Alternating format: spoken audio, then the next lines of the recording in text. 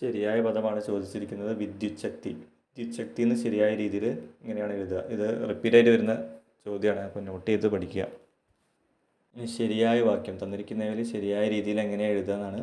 100 ചതുരശ്ര മീറ്റർ വിസ്തീർണമായ ഭൂമി, അതാണ് ശരിയായ വാക്യം. 100 ചതുരശ്ര മീറ്റർ വിസ്തീർണമായ ഭൂമി. ഇനിയൊരു പരിഭാഷയാണ്, ശരിയായ പരിഭാഷ. എനിക്ക് തലവേദനയുണ്ട്, I am suffering from head Ek.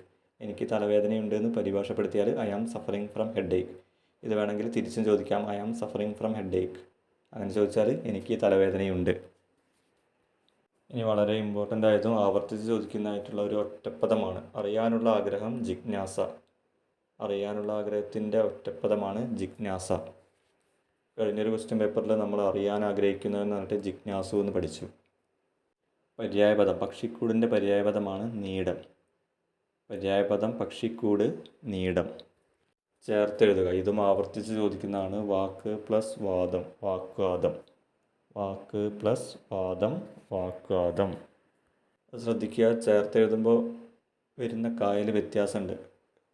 First കായും വരും, പിന്നെ ഗ എന്നുള്ള വരും.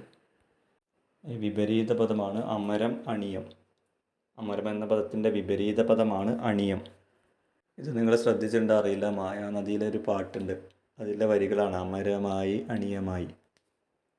പിരിച്ചെഴുതുക. താവഴി. താവഴി പിരിച്ചെഴുതിയാൽ തായി പ്ലസ് വഴി. താവഴി, തായി പ്ലസ് വഴി.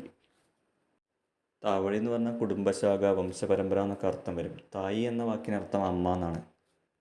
ഇനി പെങ്ങൾ എന്ന് പറയുന്നത് ഏത് വചനത്തിൽപ്പെട്ടതാണെന്നാണ് ചോദിച്ചത്. പെങ്ങൾ എന്ന് പറഞ്ഞാൽ ഏകവചനമാണ്. പെങ്ങൾ ഏകവചനമാണ്, അതുപോലെ തന്നെ അത് സ്ത്രീലിംഗത്തിൽപ്പെട്ടതുമാണ്.